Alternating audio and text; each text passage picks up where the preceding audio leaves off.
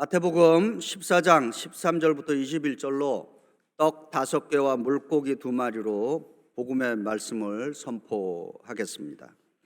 이 마태복음 14장 13절부터 21절에 떡 5개와 물고기 2마리는 오병이어의 기적으로 알려져 있습니다. 그런데 이 오병이어, 떡 5개, 이어, 물고기 2마리, 이 기적은 마태복음, 마가복음, 누가복음, 요한복음이라는 그 4복음서 모두가 전하는 기적입니다. 이 오병이어의 기적은 예수님께서 행하신 수많은 기적 가운데 유일하게 4복음서가 전하고 있다라고 하는 것입니다. 그런데 이 4복음서가 전하는 이 마태, 마가, 누가, 요한복음에 기록된 이 예수님의 오병이어의 기적을 똑같이 동일하게 해석하는 것은 오류가 있습니다. 마태는 마가가 보는 영적인 관점이 있고, 마가는 마가가 보는 영적인 관점이 있고, 누가는 누가가 보는 영적인 관점이 있고, 요한은 요한이 보는 영적인 관점이 다른 것입니다. 이 오병이어의 기적을 증언하는데 이 4복음서에 공통되는 부분도 있지만은 서로가 각각 다르게 해석되고 적용하고 있다라고 하는 사실을 우리가 기억해야 되는 것입니다. 오늘은 마태복음을 중심으로 마태가 전하고자 하는 이 예수님의 오병이어의 기적은 무엇이며, 우리는 마태복음이 전하는 이 오병이어의 기적을 어떻게 우리의 믿음 생활에 적용할 수 있는지를 증거하겠습니다. 마태복음은 그 1세기에 마태복음을 대하는 그 첫 번째 교인이라고 불러도 되고, 회중이라고 불러도 되고, 청중이라고 불러도 되는데, 그 첫 번째 대상이 주로 유대인을 대상으로 쓰여진 것으로 지금 알려져 있습니다. 그 첫 번째 이유는 뭐냐? 마태복음 1장 1절에 아브라함과 다윗의 자손 예수 그리스도의 계보라 이렇게 시작을 하고 있습니다. 이것은 구약의 전통을 따르고 있습니다. 그래서 마태복음에 등장하는 예수님의 이 족보의 목적은, 예수님은 구약 시대부터 구약의 언약의 성취자이시고 이스라엘의 진정한 왕이시다라고 하는데, 증거하는데 목적이 있는 것입니다. 그리고 구약 성경에 기록된 이 메시아의 예언이 나사렛 예수 그리스도를 통하여서 성취되었다라고 증거하는 것이 마태복음인 것입니다. 두 번째로 이 마태복음을 마태오경이라 이렇게 부릅니다. 그 이유는 하나님께서 모세를 통해서 모세오경을 주셨습니다. 그 모세오경이 무엇입니까? 창세기, 출애굽기, 레위기, 민수기, 신명기, 이거를 우리가 모세오경이라고 그렇게 부릅니다. 그런데 우리 주 예수 그리스도께서는 마태복음을 통해서 5권의 큰 덩어리로 된 예수님의 말씀을 주셨다라고 하는 것입니다. 그 첫 번째가 마태복음 5장부터 7장까지에 기록된 산상설교, 두 번째가 10장에 기록된 파송설교, 세 번째가 13장에 기록된 천국설교, 네 번째가 18장에 기록된 그 교회에 대한 설교, 그리고 마지막 5번째가 24장과 25장에 기록된 종말론적인 설교, 이렇게 해서 모세에게 모세오경을 주었듯이 마태를 통해서 이 모세오경 구조에 맞춰져 있는 말씀을 주셨다, 이렇게 지금 해석을 하는 것입니다. 세 번째로는 마태복음은 모세 유형론으로 기록하고 있습니다. 그러니까 마태복음 예수님과 모세를 이렇게 비교하고 있습니다. 그래서 마태의 교회 혹은 마태의 공동체가 믿고 따르는 예수님은 모세보다도 훨씬 위대한 인물이다. 당신들이 모세를 따르고 있지만은 여기 모세보다 더 위대한 구세주가 있다. 그런데 그 예수님은 너희들이 당신들이 믿고 있는 모세와 같은 그 비슷한 삶을 살았다 이렇게 증거하는데, 그 대표적인 예가 모세와 예수님의 어린 시절인 것입니다. 모세도 어린 시절 바로에 의해서 유아 학살해서 생존을 하게 됩니다. 신약에서 예수님은 헤롯의 유아 학살에서 생존을 하게 됩니다. 그리고 모세는 그 자기 민족을 괴롭히는 그 애굽인을 쳐 죽여서 그로 인해서 미디안 광야로 피신을 하게 됩니다. 그런데 예수님은 헤롯의 살해 계획을 피해서 예수님과 예수님의 가족은 애굽으로 피신하게 되는 것입니다. 그래서 이거를 영어로 모세 유용론 혹은 모세 타이팔러지. 그래서 마태는 그러니까 구약의 관점에서 복음서를 전하고 있다라고 하는 것입니다. 그러면 이제 예수께서 오병이어를 통해서 이제 우리에게 주시고자 하는 이제 메시지를 우리가 이제 좀 살펴봅니다. 첫 번째로 마태복음 14장 14절에 예수께서 나오사 큰 무리를 보시고 불쌍히 여기사 그 중에 있는 병자를 고쳐 주시니라. 우리말로는 불쌍히 여기사 이렇게 번역을 했습니다. 영어 성경은 컴패션이라고 번역을 했습니다. 그러니까 우리말로 불쌍히 여기사, 영어 성경은 컴패션 혹은 merciful 이렇게 번역을 했습니다. 근데 이 컴패션이라고 하는 이 영어 단어는 두 가지 단어가 합해져서 만들어진 단어입니다. COM, 컴은 함께라고 하는 뜻이 있습니다. 컴. 그리고 패션이라고 하는 뜻에는 PASSION, 패션이라고 하는 뜻에는 고통이라는 그러한 의미가 있습니다. 그래서 예수님이 컴패션을 가졌다, 그 얘기는 그리스 원어로 풀이하면은 예수께서 고통을 함께 하고 있다, 그런 의미가 되는 것입니다. 이제 이 그리스 원어에서는 이 고통을 함께 한다는 뜻이 무엇인가, 이런 의미가 있습니다. 예수님이 사람을 보시면은 그분의 오장육부가 흔들리고 움직인다는 것입니다.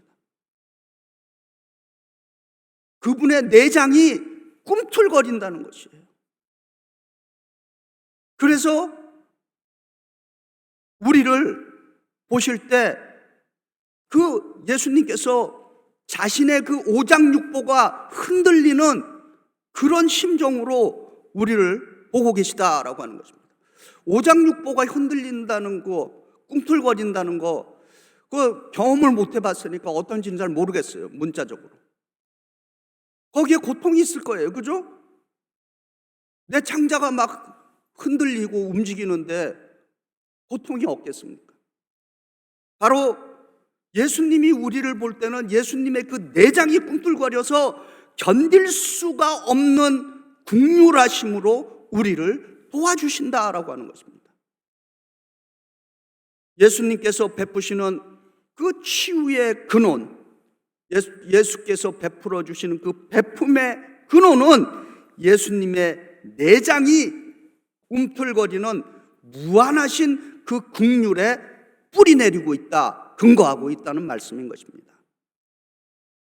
예수님은 산상수훈이라는 이 팔복의 말씀에서 긍휼한 삶을 우리 보고 살라고 이렇게 증거합니다.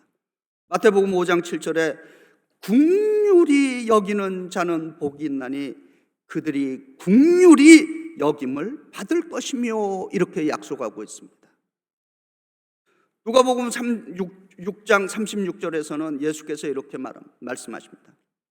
너희 아버지의 자비하심, 긍휼하심 같이 너희도 자비, 긍휼하라, 이렇게 증거하고 있습니다. 우리가 믿는 하나님은 자비하신, 긍휼하신 하나님이시다라고 하는 것입니다. 그러면 어떻게 우리가 이 긍휼과 자비의 삶을 좀 구체적으로 실천해 볼 수 있느냐라고 하는 것입니다. 로마서 12장 15절에 이렇게 증거합니다. 즐거워하는 자들과 함께 즐거워하고 우는 자들과 함께 울라. 우리가 진정으로 예수를 믿고 예수님의 제자들로 살아간다면 누군가를 볼 때 예수님이 긍휼하심으로 바라보는 것처럼 우리도 좀 다른 사람들의 그 고통에 긍휼함을 가질 수 있기를 바랍니다. 제가 한 30년 목회를 하다 보니까 얼마나 수많은 다양한 사람들을 만나봤겠습니까? 목회자로서 갖는 하나님께서 주신 특권이죠. 다 그런 건 아닌데요. IQ 높으신 분들 좀 주의하셔야 합니다. IQ가 높으면은 EQ가 낮습니다. EQ가 뭡니까? 감성이 없어요. 굉장히 낮은 사람들이 많습니다. 예수 믿는 우리들은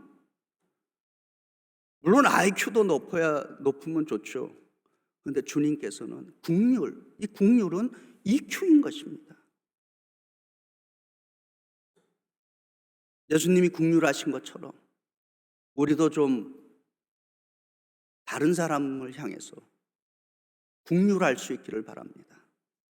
두 번째로 마태복음 14장 16절과 17절에 예수께서 이르시되 갈 것이 없다. 너희가 먹을 것을 주라. 제자들이 이르되 여기 우리에게 있는 것은 떡 5개와 물고기 2마리뿐이다. 이렇게 증거합니다.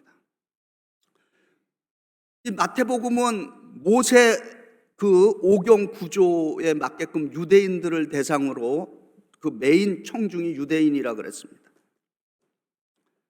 그걸 어떻게 또 해석을 했느냐? 떡 5개를 모세 오경에다가 비유를 했습니다. 그럼 물고기 2마리는 뭐냐? 이것은 유대인과 이방인을 상징한다. 이렇게 풀이를 했습니다.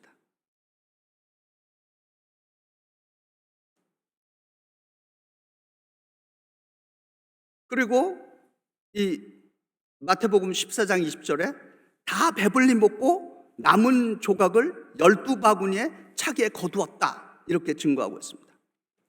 12바구니는 12라고 하는 유대인의 숫자인데 그 특별히 12를 야곱의 12아들로 그렇게 상징적으로 해석을 했습니다. 야곱의 12아들, 야곱이 이제 나중에 이름이 이스라엘로 바뀌죠. 이스라엘의 아들 12아들, 12를 이스라엘의 12지파에다가 비유를 했습니다. 그리고 이 12지파 곱하기 12,000을 해버리니까 14만 4천 명이 딱 떨어집니다. 그래서 요한계시록 그 7장 4절에 내가 인침을 받은 자의 수를 들으니 이스라엘 자손의 각 지파 중에서 인침을 받은 자들이 14만 4천이니 이렇게 증거합니다. 그런데 이 오병이어의 기적은 하나님께서 세우신 그 계획을 이루심으로써 하나님의 영광을 알게 하는 것이 궁극적인 목적입니다. 그리고 종말에 마지막 때의 영적인 이스라엘로서 오늘 이 시대 예수를 믿는 우리가 아브라함의 자손에 속하게 된다라고 하는 것을 증거하고 있다는 것입니다. 그래서 갈라디아서 3장 29절에 사도 바울은 이렇게 증거합니다. 너희가 그리스도께 속한 자면 곧 아브라함의 자손이요 약속대로 유업을 이을 자니라 이렇게 증거하고 있습니다. 여기서 아브라함의 자손은 우리가 육체의 계보를 따르는 것이 아니라 영적인 계보를 따르고 있다라고 하는 것을 이야기하는 것입니다. 그래서 우리 약속의 자녀들은 예수 안에서 살아갈 때 항상 나의 마지막, 우리의 마지막을 좀 생각하면서 살아가야 되는 인생이 되어야 하는 것입니다. 우리는 주의 은혜로 태어났고 또 주의 은혜로 살다가 주의 은혜로 주께로 돌아가야 할 인생인 것입니다. 시편 90편 10절에 모세가 이렇게 고백하죠. 우리의 연수가 70이요 강건하면 80이라도 그 연수의 자랑은 수고와 슬픔뿐이요 신속히 가니 우리가 날아가나이다 이렇게 증거합니다. 70년을 산다고 하더라도 100년을 산다고 하더라도 인생의 끝이 다가오고 있다라고 하는 말씀인 것입니다. 그래서 예수 믿는 사람들은 좀 영원히 살 것처럼 유한하고 없어질 것들, 놓고 가야 할 것들에 대해서 너무 지나치게 집착하지 말아야 한다라고 하는 것입니다. 약속의 자녀들은 떠날 때를 기억하며 살아가는 인생들인 것입니다. 믿음의 조상 아브라함의 영적인 후손들로서 예수 안에서 성숙한, 성화된, 성결한 삶을 살아갈 수 있기를 주의 이름으로 축복합니다. 세 번째로 마태복음 14장 19절에 무리를 명하여 잔디 위에 앉히시고 떡 5개와 물고기 2마리를 가지사 하늘을 우러러 축사하시고 떡을 떼어 제자들에게 주시매 제자들이 무리에게 주니라 이렇게 증거하고 있습니다. 이 구절은 예수님의 성만찬에 비유됩니다. 우리는 성만찬을 받을 때 이 성만찬 예식에서 하늘을 우러러 축사하고 영어로 gave thanks, 떡을 떼어 떡을 쪼개어서 broke 그리고 주심에 gave 이렇게 이런 순서를 어떤 행위를 통해서 거행을 합니다. 그런데 이 떡 5개와 물고기 2마리라고 하는 이 성만찬의 예식은 예수께서 그냥 베푸시고 군중들에게 나눠주신 것이 아니라 먼저 제자들에게 나누어 주고 그리고 그것을 받아서 제자들은 무리에게 나누어 주었다라고 하는 것입니다. 예수님은 2000년 전이나 지금이나 여전히 같은 방식으로 주의 일을 행하고 계시는 분이십니다. 예수님은 제자들과 함께 사역하시는 분이시다라고 하는 것입니다. 그런데 중요한 것은 제자들은 예수님 없이는 아무것도 할 수 없다라고 하는 것입니다. 그래서 요한복음 15장 5절에 나는 포도나무요 너희는 가지라 그가 내 안에 내가 그 안에 거하면 사람이 열매를 많이 맺나니 나를 떠나서는 너희가 아무것도 할 수 없음이라 이렇게 선포하고 있습니다.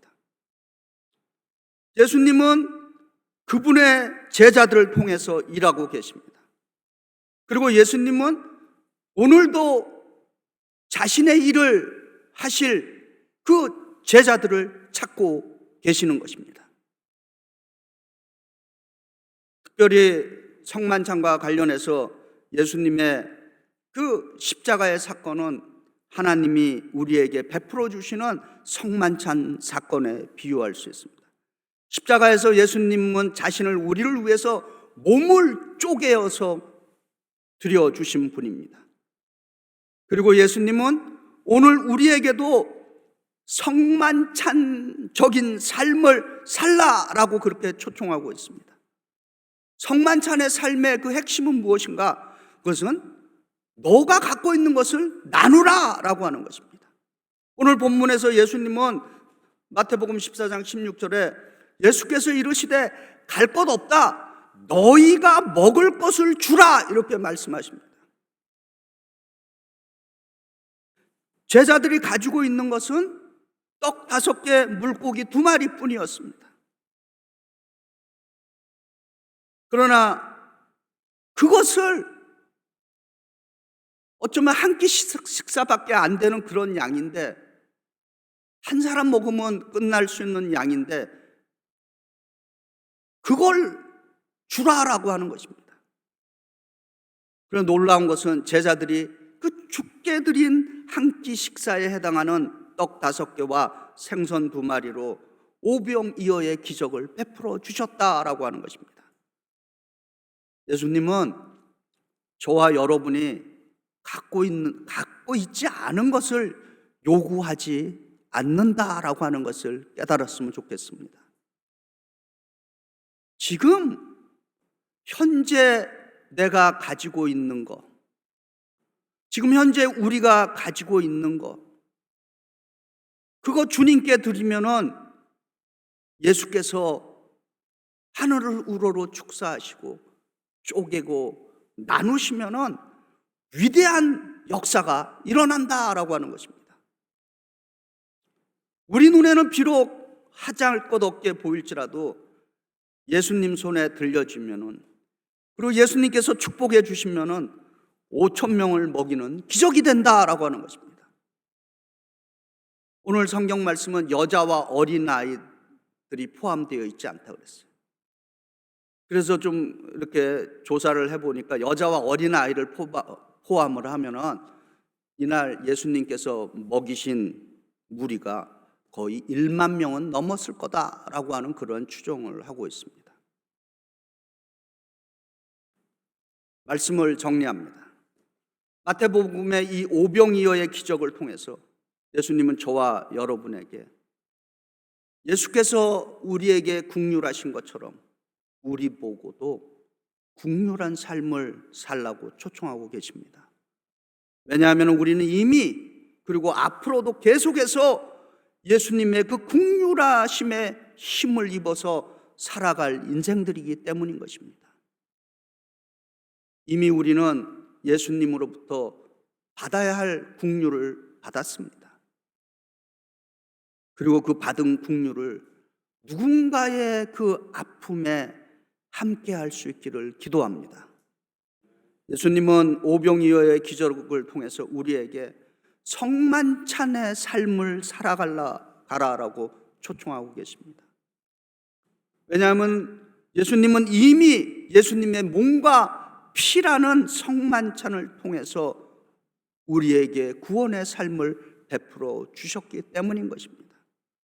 예수님은 너희가 주라고 말씀하십니다. 예수님은 주는 사람에게 약속을 해 주십니다. 십자가를 보면서 여러분 생각하시는 그 기호가 있죠. 이렇게 정면으로 보면은 더하기입니다. 근데 십자가를 약간 기울이면은 무슨 표식입니까? 곱하기입니다. 그래서 예수님의 법칙은 더하기를 넘어서 곱하기의 인생이 된다라고 하는 그러한 말씀이 있습니다. 누가복음 6장 38절에 이렇게 증거합니다. 너무도 잘 알고 있는 구절입니다. 주라, 그리하면 너희에게 줄 것이요 곧 후히되어 누르고 흔들어 넘치도록 하여 너희에게 안겨주리라. 너희가 헤아리는 그 헤아림으로 너희도 헤아림을 도로 받을 것이니라. 여기에 긍휼함을 집어넣습니다. 너희가 헤아리는 그 긍휼함으로 너희도 긍휼함을 도로 받을 것이니라. 우리 주 예수 그리스도가 긍휼하신 것처럼 우리도 긍휼한 제자들이 되기를 기도합니다.